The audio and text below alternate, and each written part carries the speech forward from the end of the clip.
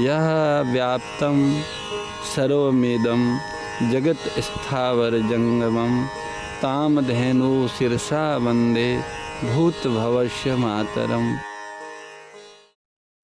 बताएंगे ये शरीर ही तो अविनाशी है और इसके कहे जाने वाले संपूर्ण शरीर नाशवान है। जैसे अविनाशी का कोई विनाश नहीं कर सकता, ऐसे ही नाशवान को कोई अविनाशी नहीं बना सकता।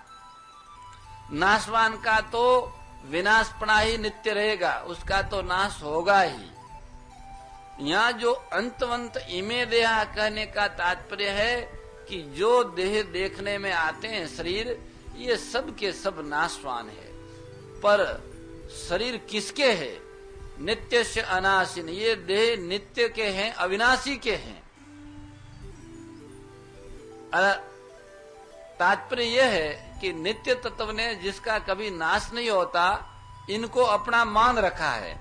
अपना मानने का अर्थ है कि अपने को शरीर में रख दिया और शरीर को अपने में रख लिया। अपने को शरीर में रखने से अहमता, मैंपना पैदा हो गया और शरीर को अपने में रखने से ममता, मेरापन पैदा हो गया। ये अहमता और ममता से शरीर अपना दिखता है। ये स्वयं जिन जिन चीजों में अपने को रखता चला जाता है, उन चीजों में मैंपन होता चला जाता है। जैसे अपने को धन में रख दिया तो मैं धनी हूं, अपने को राज्य में रख दिया तो मैं राजा हूं, अपने को विद्या में रख दिया तो मैं विद्वान हूं, अपने को बुद्धि में रख दिया तो मैं बुद्धिमान हूं, अपने को सिद्धियों में रख दिया तो मैं सिद्ध हूं, अपने को शरीर में रख दिया तो मैं शरीर हूं, आदि आदि। ये स्वयं जिन जिन चीजों को अपने में रखता है, उन चीजों में मेरापन होता चला जाता है। जैसे कुटुंब को अपने में रख लिया तो कुटुंब मेरा है, धन को अपने में रख लिया तो धन मेरा है, बुद्धि को अपने में रख लिया तो बुद्धि मेरी है, शरीर को अपने में रख लिया तो शरीर मेरा है। इस तरह जड़ता के साथ मैं और मेरापन होने से ही मात्र विकार पैदा होते हैं। शरीर और मैं स्वयं दोनों अलग अलग है।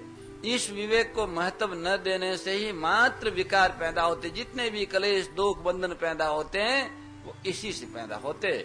परंतु जो इस विवेक को आदर देते हैं, महत्व देते हैं, वे समझदार लोग होते हैं, वे पंडित होते हैं। ऐसे मनीषी लोग कभी शोक नहीं करते, क्योंकि सत्य सत्य है और असत असत्य है, इसका उनको ठीक ठीक अनुभव हो जाता है। तस्माद युद्धस्व, भगवान अर्जुन के लिए आज्ञा देते कि सत असत को ठीक समझकर तुम युद्ध करो, प्राप्त कर्तव्य का पालन करो। तात्पर्य है कि शरीर तो अंत वाला है और शरीर ही अविनाशी है।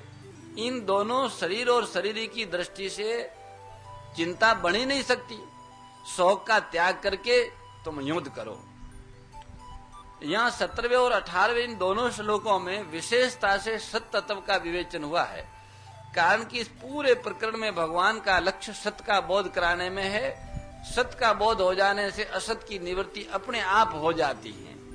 फिर किसी प्रकार का किंचन मात्र भी संदेह नहीं रहता।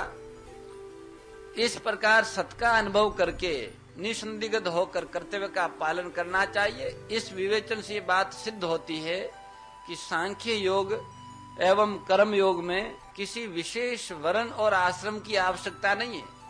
अपने कल्याण के लिए चाहे सांख्य योग का अनुष्ठान करे, चाहे कर्म योग का अनुष्ठान करे, इसमें मनुष्य की पूर्ण स्वतंत्रता है। परंतु व्यवहारिक काम करने में वर्ण और आश्रम के अनुसार शास्त्र विधान की परम आवश्यकता है।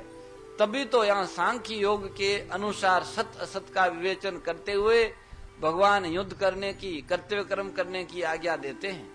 मोर मुकुट बंशी वाले की जय, गौ माता की जय।